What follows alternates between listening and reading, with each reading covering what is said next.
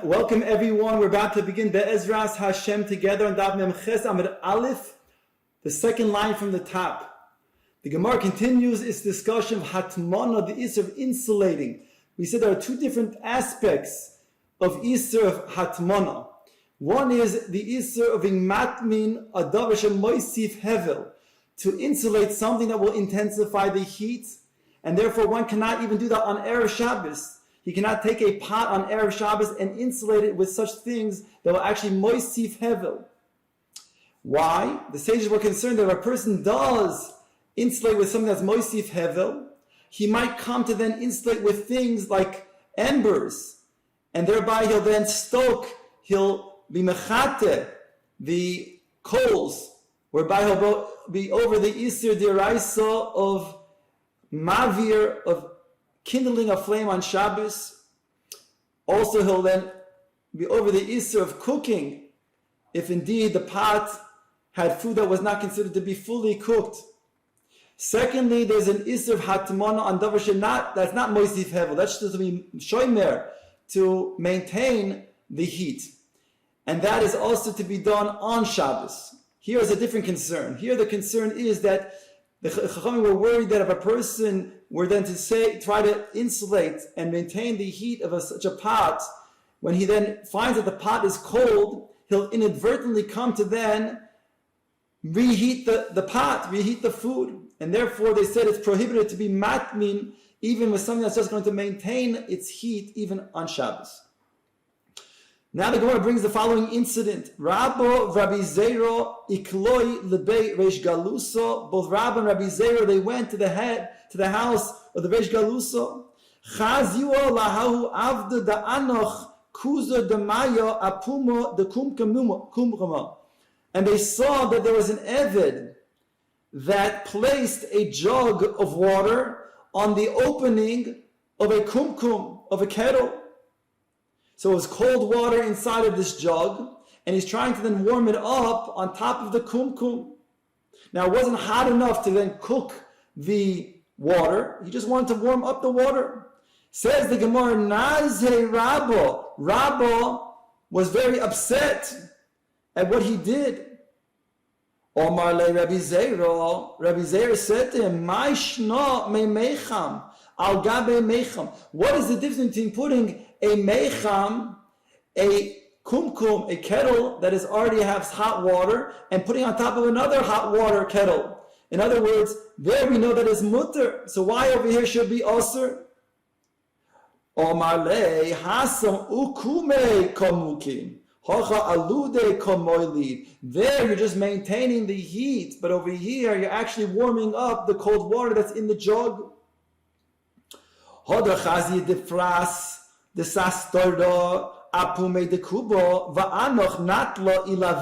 Subsequently, they saw that this servant spread out a beged, like a turban, on the opening of the kuba, of the jug of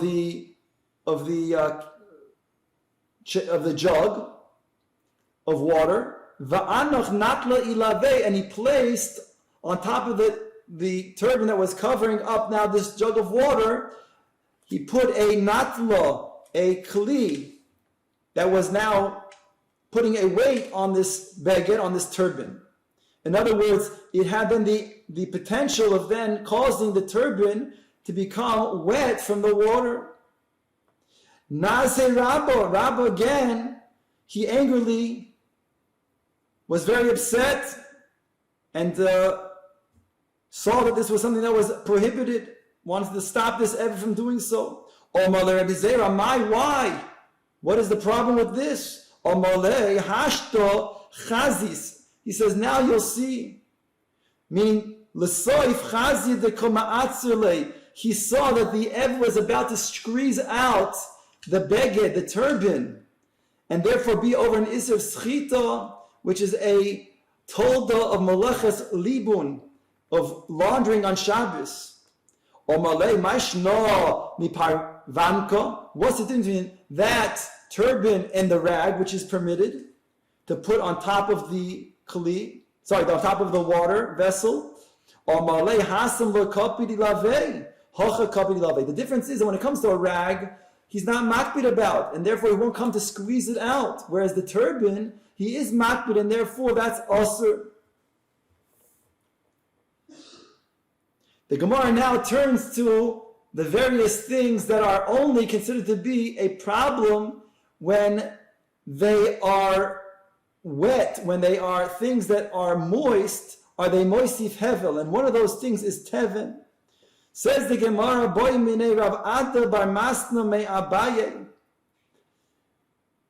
Rav Ada bar Masna asked Abaye the following question. In this list of teven and zagin and moichin and asovim that are not itself moistif hevel if they're dry, only if they're wet. He asked the following question. Moichin shetomon bahen mahu letaltalon b'Shabbos. If you have moichin, these moichin are things like cotton or wool or other types of things that are used for insulating. Can you then take them off on Shabbos? In other words, you used them before Shabbos when they were dry. There wasn't a problem to insulate with these with these things, the moichin. But can you go ahead and then take them off on Shabbos? Let's take a look at Rashi to see exactly what is the understanding over here. Says Rashi,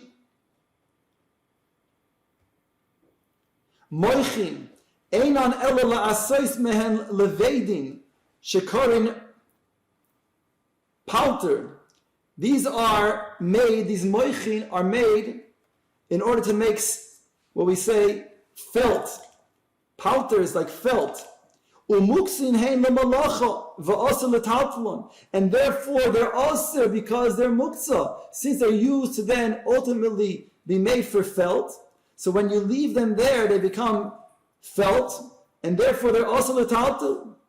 Those that you use, these moichin that you use for your insulating, mi amrin yachdon lithatmana v'ika toras kli alein umutar letaltel b'Shabbos. Do we say that they are used specifically for the insulating process alone, whereby after you take them off, they're able to be moved? Oloi, or no, maybe they're meant to be designated for their felt, and therefore they're also to letaltel. So back in the Gemara says, Omalei, v'chi mipnei she'ein lo kupa shel teven oimed umafkir kupa shel moichin. Do we say that a person doesn't have teven to use for his insulating source? He ran out of teven, out of straw, so now he needs to insulate with a davar she'ein lo mosif hevel before Shabbos. And then he goes out and uses moichin. Are you going to say that those moichin that are expensive, he's now going to be mafkir, only to be used for insulating? Certainly he wants them for his felt. So therefore, of course, they're muktzah, he's answering that, and therefore you cannot move it. Leima misayele, let's bring a support for this answer, that indeed they're muktzah. Toimnin begezer tzemer, ubetzipe tzemer, ubelishon shel argamon, uvemoichin, ve'emetaltelin oison. It says over here, a person can insulate with the shearings of wool, or the mats of wool, or the tongs of argamon, different types of wool, and moichin. However, ein metaltelin oison, you can't move them subsequently. So we have a clear proof over here that indeed, once they were used, they can no longer be moved because of their muktzah status. Imishimha, asked the Gemara, loy area. If you're going to say because of this as a support, then you have no true parallel over here to draw, because the following, this is what it is meant to say. If you did not use them to insulate, then it says you cannot be metaltel them. Yehochi asked the Gemara, if you didn't use them for your insulation, so then why would you not be able to then metaltel them? Remember, what's the chiddush over here? No, mahu detema. I might have thought to say, chazi lenizga alayhu. I might have thought that they're usable to then sit on, and therefore a person can then relax and lean on these things, and therefore they're able to then be metaltel. They're not muktzah. Kamash malan. These are raw items that are used for ultimately, let's say, the wool to make different things of clothing, and as well as the argamon, the different mats of the wool and the shearings of the wool, and so to the moichim, which we said was going to be felt. Those things are now muktzah.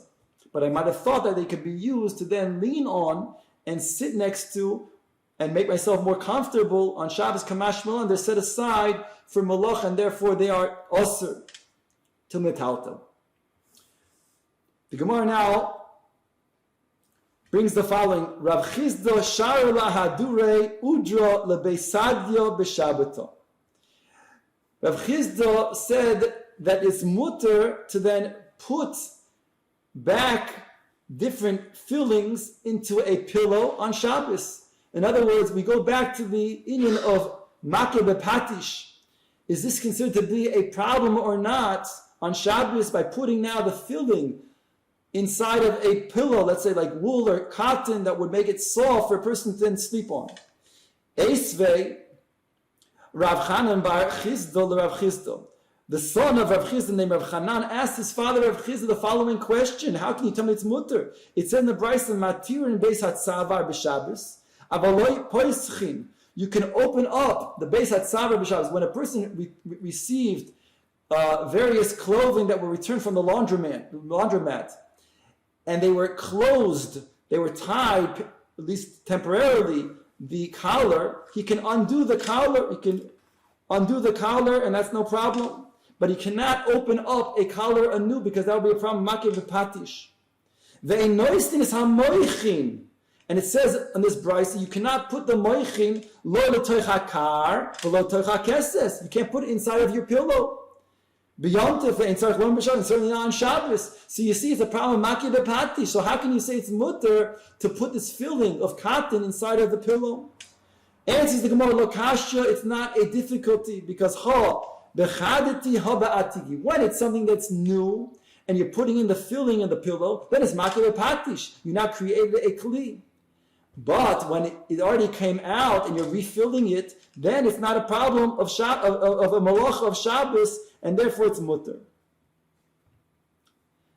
Tanya nami hoch, we also have a brisa to support this. Ein noisin es ha-moichin lo l'toich hakar. The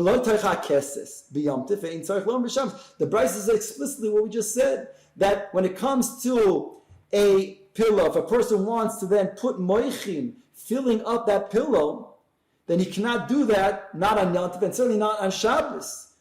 Noshu machzirin oiso b'Shabbos, ve'notarech lem b'Yom Tov. However, if it fell out, it was removed, then he can return it on Shabbos, and he doesn't have to also mention Yom Tov, certainly can return it. So we see this chiluk. If it was for the first time, then you're making the pillow anew, meaning for the first time it's now becoming a kli, it's an isur makeh v'patish. When you're just refilling it up when it came out in the first place, and now you're returning it into the pillow, that's mutter, not only on Yom Tov, but even on Shabbos. Says the Gemara, Vaiter Omar Rav Yehuda Rav, going back to opening up this collar, which we says in Isur D'Oraisa Makeh v'patish, Haposer Beis Hatzavar b'Shabbos Chayiv Chatos. Rav Yehuda, the name of Rav, a person opens up a collar. That means he takes a beged and he now makes a collar so that he can now put it over his head and wear it. That's an Isur Milocha of Makeh v'patish and his Chayiv Chatos. Maski for Rav Kahano.